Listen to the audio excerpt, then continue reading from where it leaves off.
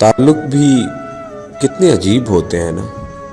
कभी बेसबब तोड़ दिए जाते हैं और कभी छोड़ने की बड़ी वजह होकर भी निभाए जाते हैं। क्या शिकायत करनी उन लोगों से जिनके दिल में एहसास ही ना हो। हर इंसान की दो कहानियां होती हैं, एक वो जो सबको सुनाता है, एक वो जो सबसे छुपाता है। जरूरी नहीं होता कि हर हंसी में खुशी पोशीदा हो।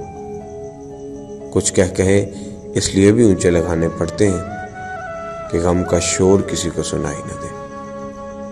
काबिले नफरत होते हैं वो लोग जो होते कुछ हैं, दिखाते कुछ हैं और जताते कुछ हैं।